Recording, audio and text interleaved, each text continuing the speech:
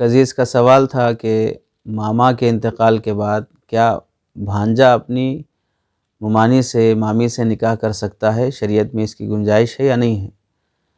دیکھیے، شریعت میں جن چیزوں کی تفصیل ذکر کی گئی ہے کہ کس سے نکاح جائز ہے، کس سے جائز نہیں ہے، قرآن مجید کے سورہ نساء کی آیت نمبر 23 اور 24 میں اللہ تعالیٰ نے حرمت علیکم امہاتکم و بناتکم، اس میں اللہ تعالیٰ نے محرمات کو ذکر کیے ہیں۔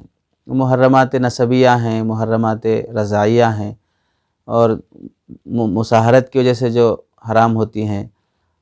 حرمت کے کئی اسباب ہیں، 7-8 اسباب ذکر کیے گئے ہیں۔ ان میں سے ممانی اور مامی یا چاچی جو ہوتی ہیں وہ محرمات عارضیہ میں آتی ہیں، یعنی چاچا ہونے کی وجہ سے، دوسرے کے نکاح میں ہونے کی وجہ سے، جب تک چاچا باحیات ہوں، جب تک ماما باحیات ہوں، چونکہ دوسرے کے نکاح میں ہے، اس واسطے جیسے کسی اور عورت سے جو دوسرے کی نکاح میں ہو ہم شادی نہیں کر سکتے، چونکہ وہ پہلے سے کسی اور کی بیوی بنی ہوئی ہے۔ دوسرے کی بیوی سے ہم اب نکاح نہیں کر سکتے، ہم اسے اپنی بیوی نہیں بنا سکتے ہیں۔ جب وہ آدمی کا انتقال ہو جائے یا وہاں سے طلاق ہو جائے، ہم نکاح کرنا چاہتے ہوں تو شریعت میں چونکہ انہیں محرمات ابدیہ میں داخل نہیں کیا گیا ہے، یعنی ایسے محرمات جس سے کبھی بھی نکاح جائز نہیں ہوتا، جیسے بہن ہے، ماں ہے، ساس ہے، ان سے کبھی بھی نکاح جائز نہیں ہوتا ہے۔ ماں چاہے وہ رضائی ہو یا نسبی ہو، ممانی اور چاچی ان میں نہیں آتی ہیں۔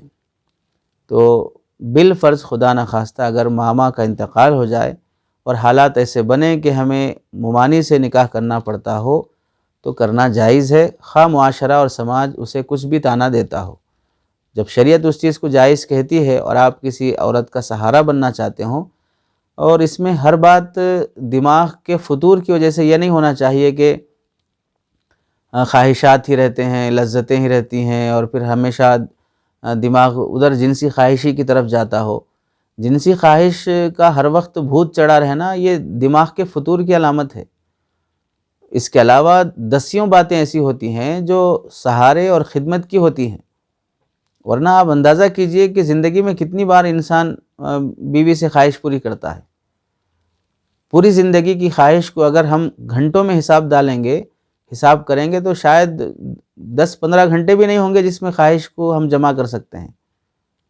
زندگی بھر جو آدمی انسان کرتا ہے، ایک بار مثال کے طور پہ مہینے میں ایک مرتبہ اگر کوئی اپنی خواہش پوری کرتا ہو، 10-15 منٹ، آدھا گھنٹہ، تو زندگی بھر کے آدھے گھنٹے جمع کر لیجئے تو کتنے گھنٹے ہو جائیں گے؟ بس خواہش تو انسان کی اتنے گھنٹے کی ہوتی ہے پوری 60 سالہ زندگی میں۔ اس کے علاوہ خدمت ہے، تعاون ہے، ایک دوسرے کا سہارا بننا ہے، بہت سی چیزیں ہوتی ہیں، راحت اور سکون حاصل ہونا ہے۔ تو خلاصہ یہ ہوا کہ چاچا کے انتقال کے بعد بالفرض ایسے حالات بنتے ہوں کہ چاچی سے نکاح کرنا پڑتا ہو تو جائز ہے۔ ایسے ہی ممانی کا حکم ہے کہ ان سے بھی نکاح کرنا جائز ہے۔ البتہ خالہ اور پھوپھی چونکہ محرمات ابدیہ میں سے ہیں، ان سے نکاح کرنا بالکل جائز نہیں ہے، بالکل درست نہیں رہے گا۔